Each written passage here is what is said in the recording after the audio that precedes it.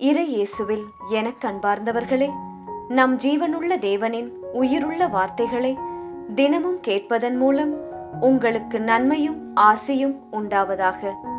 இன்றைக்கு நம் உள்ளத்தில் ஆண்டவர் பேச விரும்புகிற திருவசனம் யோவான் 15ஆம் அதிகாரம் 13ஆம் திருவசனம். தம் நண்பர்களுக்காக உயிரை கொடுப்பதை விட சிறந்த அன்பு யாரிடமும் இல்லை. இறை இயேசுவில் எனதருமை நண்பர்களே, உங்கள் அனைவருக்கும் நம் இயேசுவின் அன்பை உரித்தாக்குகின்றேன். உங்க ஃப்ரெண்ட் பெயர் என்ன?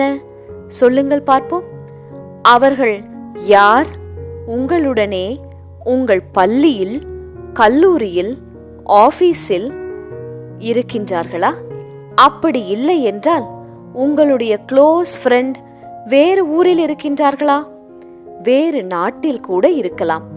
எப்போது கடைசியாய் பார்த்தீர்கள்? போனில் பேசி எத்தனை நாட்களானது?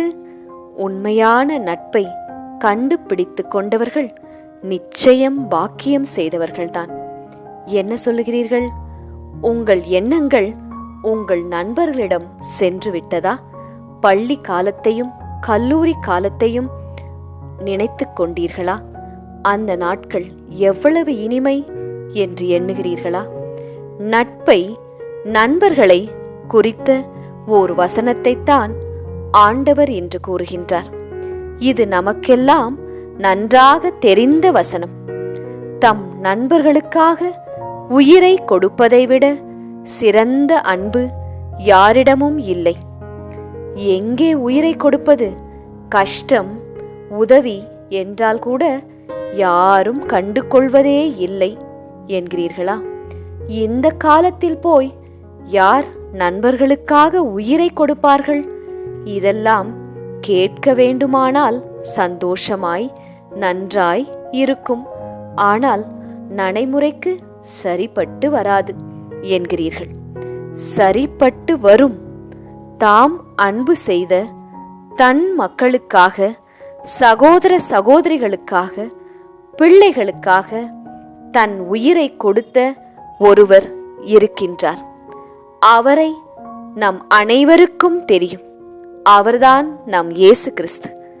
சவுக்கால் அடிக்கப்பட்டார், காரி உமிழப்பட்டார், சிலுவை சுமந்தார், முள்முடி தாங்கினார், பலமுறை முகம் குப்புற விழுந்தார், ஈட்டியால் குத்தப்பட்டார், தன் கடைசி துளி இரத்தம் வரை நமக்காக சிந்தினார்.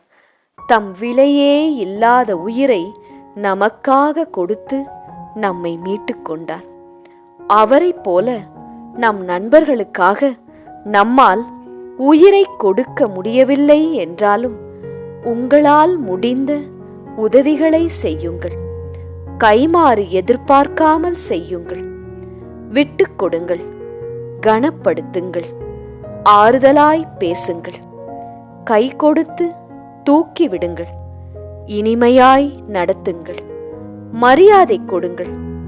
இப்படி இருந்தால் அந்த நட்பு பலப்படும், ஆழமாகும், கடைசி வரை தோள் கொடுக்கும், துணை நிற்கும். ஆனால் அது பல நேரங்களில் கடினம். இயேசுவை எடுத்துக்காட்டாக கொண்டு அவரைப் போல நீங்கள் ஞானமுடன் பேசி தவறுகளை மன்னித்து உங்களை தாழ்த்தி வாழ்ந்தால் நல்லதொரு தோழனாக, தோழியாக நீங்கள் இருக்க முடியும். ஜெபிக்கலாமா? இயேசுவே, எங்களுக்கென நீர் கொடுத்திருக்கின்ற நண்பர்களுக்காக நன்றி கூறுகின்றோம். அவர்களுக்காகவும் அவர்களுடைய குடும்பத்திற்காகவும் ஜெபிக்கிறோம். அவர்களை அன்பு செய்யவும் அவர்களுக்காக ஜெபிக்கவும் எங்களுக்கு நல்லதொரு உள்ளத்தை தாரும்.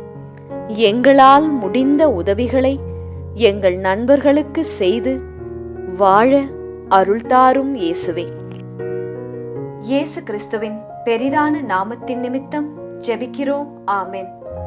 ஒவ்வொரு நாளும் உங்கள் உள்ளத்தில் ஆண்டவர் பேச விரும்புகிற இறை வார்த்தையை தெரிந்து கொள்ள ரோசரி பிரேயர்ஸ் சேனலை சப்ஸ்கிரைப் செய்யுங்கள். மேலும் உங்கள் நண்பர்கள் மற்றும் உறவினர்களுடன் ஷேர் செய்யுங்கள். நன்றி.